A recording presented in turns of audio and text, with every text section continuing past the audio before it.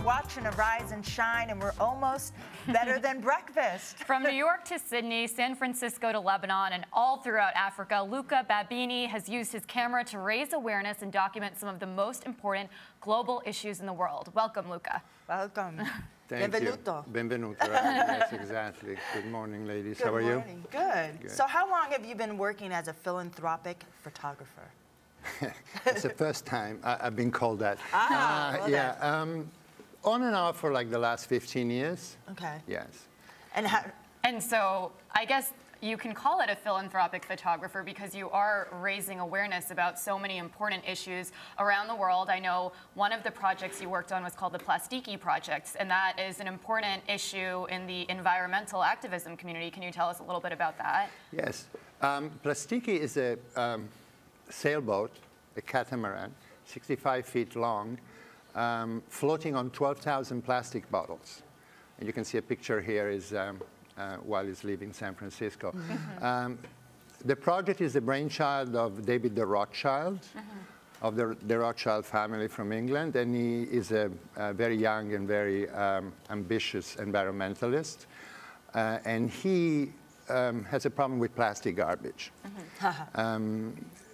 Very few people know, maybe more people know now that Plastiki went on its mission, that there is a garbage patch of floating plastic the size of Texas in the middle of the Pacific Ocean. Wow. And the ocean has a very hard time, obviously, processing plastic. And so David decided to make this boat, which is not just floating on plastic bottle, but every single bit of it is made of some recycled material. So it's symbolic of what's going on in the ocean. Symbolic of what's going on. I mean, why this might sound like a silly question, but why is it bad that there's so much plastic in the ocean? Well, because it obviously unsettles the balance of nature in the ocean. For one thing, this plastic doesn't really float because the ocean breaks it into pellets, and it sits a few feet below the surface, hence the water cannot cool itself. So it creates a large area of water which is warmer than it's supposed to be. Fish have a problem. Right. Is that part of, do you think, a part of the migration lately, too, of our sea life? Do you think so? Yeah, definitely. I mean, I think, all these things, like, plastic is a big problem. Absolutely. I mean, there is a lot of people, a lot of towns, a lot of people are very active in trying to reduce our plastic consumption, and we should really do that. What was your most memorable part of working on this project for you?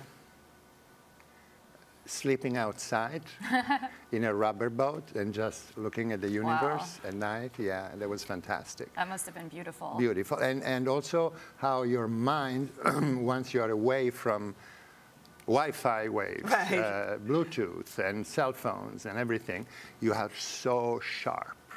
Yeah. Your observation skills must get more acute. I mean, it's crazy. It's like you actually start thinking, because we think, but I think we forgot how to think. So I know another project that you've worked on extensively is the Syrian refugee situation in Lebanon. And we're seeing some beautiful pictures on this wall behind us of some of the Syrian refugees. And I also believe it's interesting to see the contrast, too, between the high fashion models in the same area, very in close proximity to these people who are living in horrific conditions. Can you tell us a little bit about that? Well, yeah, I believe right now the number is up to 1.5 million refugees in Lebanon, which is, in a country of 4 million people, you can imagine the impact of that on everything. In the very beginning, it was unexpected, so the Lebanese government had not a bad reaction, but they didn't want to repeat the Palestinian camps that became then cities within cities. So they didn't allow for settlements or building houses or anything like that, which put the United Nations organizations in a difficult condition because they couldn't officially build anything for these people. So what the Syrians did, as they came across the border, they went to farmers. They gave them a little rent for their land, and then they went to look for anything they could use as building materials, hence billboards, which is like striking. So you have like these huge Coca-Cola houses or almost works of art. So how does this affect the Lebanese culturally? Well, it affected them tremendously because Lebanon already has a very interesting ethnic and religious mix. I think they have like 17 religious minorities, don't quote me on that, but close to that, represented in the government. So this added yet another group of people that, and also jobs.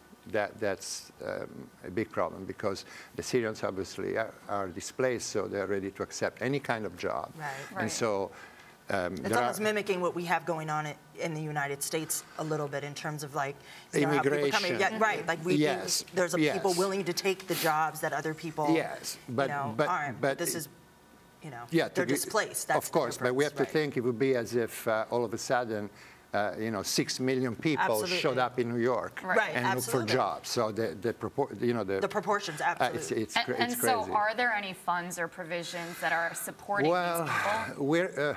The United Nations estimated that they need $2 billion to do something about the problem.